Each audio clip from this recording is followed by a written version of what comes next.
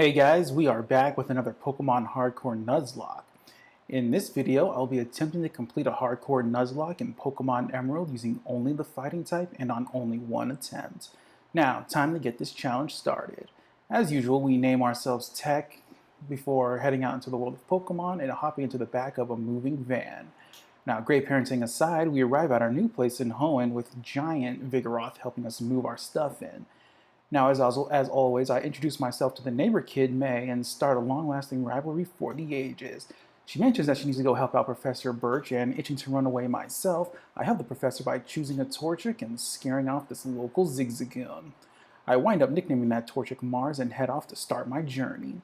I encounter a Shroomish in Petalburg Woods that I nicknamed Venus before continuing to Rustboro City to face off against Roxanne. With Shroomish on the team, Roxanne didn't prove to be too much of a difficult challenge, with her Geodude going down to a simple absorb. Now, the second Geodude met a similar fate by getting seeded and then absorbed as well. I guess I was concerned about the sturdy ability, but it didn't matter in the end since everything goes down to the absorb anyway. Her last Pokemon, being Nosepass, proved to be more of a fight than her previous two Pokemon, so I start by getting the Paralysis with Stun Spore, before setting up the Leech Seed and using the newly learnt Mega Drain to whittle down the Nosepass's health before finally taking it down and getting the first gym badge. Now, this battle could have gone a bunch of different ways if I didn't have this Venus on my team. I'm so glad that I kind of allowed myself to use Pokemon that eventually evolved into the fighting type in my challenges. Because if I didn't and I only had a Torchic, then this could have been impossible. With the first gym battle down, we head to Dewford and face off against May. In a very surprising match against the Torkoal for some reason. I wasn't expecting to see a Torkoal this early in the game, but Torchic eventually took it down using a volley of Rock Tombs while it was setting up curses, and eventually took it down using Ember since its special defense was wide open. And after that battle, we evolved into the double-kicking chicken Combuskin. In Granite Cave, we capture Makuhita we name Mercury and head to Brawley for our next gym battle.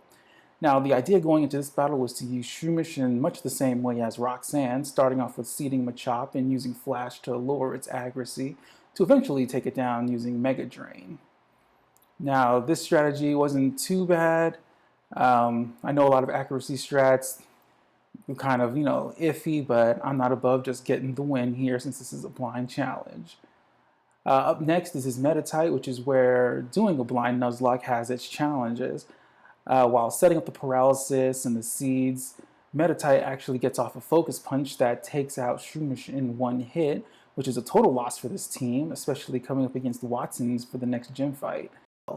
I send in Combustion to quickly finish off the Meditite, but losing Shroomish is a pretty big deal. Brawley sends out his last Pokemon, Makuhita, and as it sets up, I get a lucky burn using Ember, and eventually I wind up swapping in my Makuhita because this healing strat it's going through with the super potions is kind of just netting 0 here, and I definitely didn't want to lose my Combuskin in this fight as well.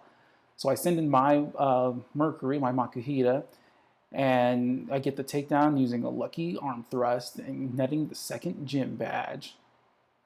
Now, approaching Mauville without Shroomish, we face off against our rival again, and going into this fight, I expected to lose since I lost my grass type that could counter Marshtomp hard here. But Combuskin takes down Lombre in one shot, and she sends out her Marshtomp, which threatens this team hard. Going for a double kick to see how much damage it does before it goes for Mud Shot that I can't take 2 hits from, I decide to swap into Makuhita to nullify the speed drop, and she uses Water Gun on the swap as I go for Fake Out. With a combination of Vital Throw and my Oran Berry, I was able to take out her Marshtomp as she sends in Slugma. I swap in my Combuskin on a Yawn and go for Rock Tomb, which totally misses. Thank you, Rock Tomb. I get put to sleep. At this point, I decide to stay in and to kind of test my luck here, and luckily I wake up and go for Rock Tomb, netting me the win. Before facing Watson, I decide to get my Pokemon up to the cap to provide some needed bulk, and Makuhita winds up evolving into Hariyama. Now, as this battle begins, I send in Hariyama against Watson's Voltorb and try to get up some bulk ups as Voltorb just goes for self-destruct right off the bat. Next in is Electrike, and I make the error in forgetting what Shockwave actually does.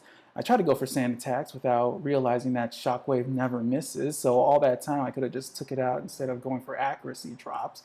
Magneton comes in finally and takes Haruyama out with one Shockwave as I send my own Combuskin to help clean up. Now I go for double kick, which doesn't quite take it out before getting paralyzed by Magneton. Watson goes for the heal as I go for another double kick before finally taking it down. Manectric is last and my Combuskin is paralyzed and on low health.